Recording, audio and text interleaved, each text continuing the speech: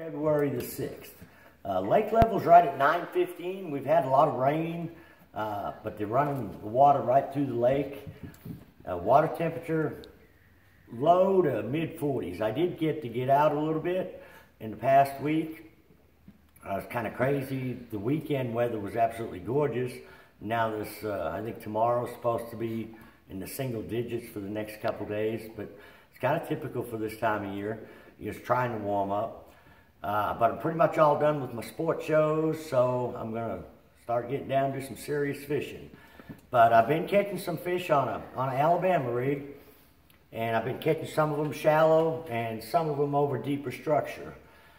Something I did notice the other day, there's a lot of shad dying, and I'm going to talk about it here in a minute, is the float and fly. I'm going to show you how I rig it up. But as far as what I've been catching them on, I went to Bull Shoals the other day too, went up the upper end, and been catching some fish on Table Rock and Bull Shoals on an Alabama rig.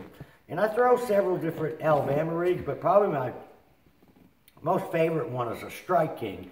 It's got titanium wires, and if you notice, they're real limber. What I like about this bait is when you retrieve it, kind of pulls the bait together. If you pause it, everything flares out. And what I'm using for baits on it is Strike King Rage swimmers on my main ones that have the hooks. In Missouri, you can only have 3 hooks. And then on my dummy baits, I've got a couple of Zoom Swim Fluke Juniors. But I always like what I feel on my best baits or the best chance of catching the fish, like on the Rage Swimmer or Kitech. I always want them on the ones that have the hooks. And you always want to keep the hooked ones right beside each other and then on the long wire in the center. Reason being, the ones with the weights will ride in the water column, and ones with the hooks will ride down. The dummy baits will ride up in the water. But the type of stuff I've been catching them on both lakes is I'm catching some over shallow brush piles. I say shallow, 12 to 15 foot. And some of them are coming over bluff ends and over submerged timber.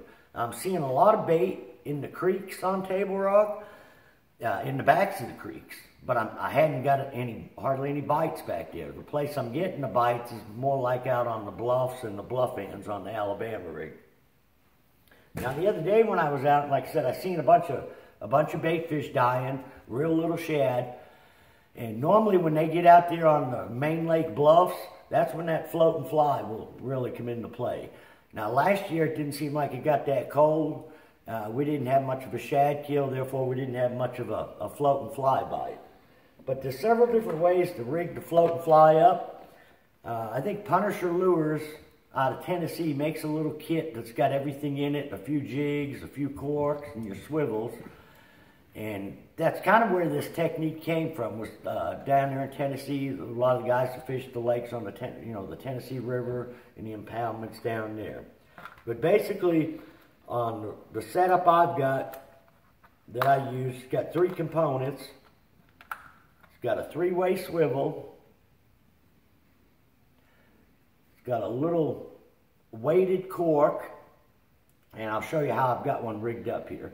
But you just put basically the 3-way swivel right on the cork.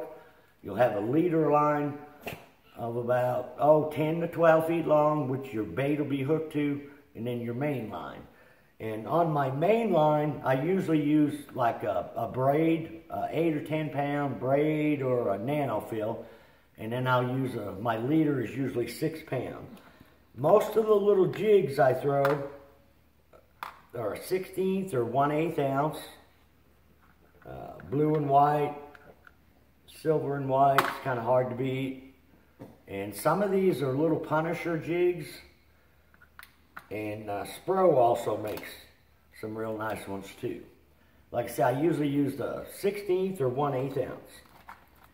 And then we've got a little fish dope that we put on the jig itself.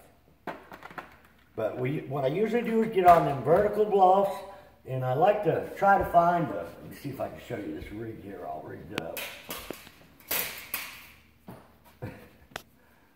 And I use a real long rod too. I'll talk about that here in a second. But So you can see the rig all rigged up here.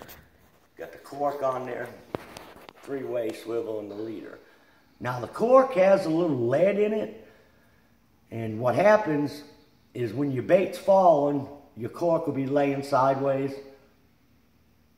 When your jig gets down, it'll straighten up. And a lot of times on your bites, it's not like bobber fishing or whatever where it goes under the water. A lot of times the cork just lays over, and what's happening is the fish came up from the bottom, bit the jig, and gave a little bit of slack in the line, which allows the cork to lay over on its side. So a lot of times it's a real subtle bite. And the reason I use, I've got a loose 9-foot rod here. And the reason I use a long rod is so that I can cast it. Because with this long leader, you almost got to kind of wind up. It's like fly fishing. You kind of cast behind yourself about the time your jig hits the water, then you go ahead and cast forward. Now you can do it, you don't have to use a 9-foot rod. You can use a regular 7-foot rod and do a slip bobber, just like you do on crappie fishing. You can set the slip about 10 or 12 feet, and that way you don't have to have the long rod. You can just wind the bead up into the rod. I like it with the 9-foot rod. I can get a little bit better cast, and sometimes what you'll find with this rig is when the wind is blowing, it's not a technique that you can fish it in the wind. You got to find pretty slack water, because what happens with that little jig, if you got a lot of wind, the wind pushes the cork and it won't allow the jig to get down the bottom. But normally what I'll do, I'll get on these bluffs, especially that got some timber or a little channel swing on them, rock slides, cast it out there, twitch it a few times, let it set, but pretty much I keep the bait moving. Once the bait gets down, like I say, when you got 12 foot there of leader line, you can't work the bait too fast. Otherwise, the bait's not getting down to the 10 or 12 feet because it's dragging behind it. And that's the same problem you have with the wind. When the wind pushes it, it pushes the cork and raises the jig up. Like I say, you want pretty still water. But normally when you're seeing them inch to inch and a half shads, what we call spinning off, where they're dying on them bluffs, them fish are just laying in them trees and hanging around them bluffs waiting for them shad to come down as they're dying. Like I say, it's a really good technique this time of year, and you'll be amazed at the size of the fish you can catch on these little baits. So, you know, like I say, if you see some of them shad dying off and spinning, which I did the other day, and I was up in the White River up around Baxter, Campbell Point, where I seen a lot of that. I don't know if it's happening all over the lake, but I am, when weather straightens out, I'm going to go back out and try my float and fly. So till next week, good luck, good fishing.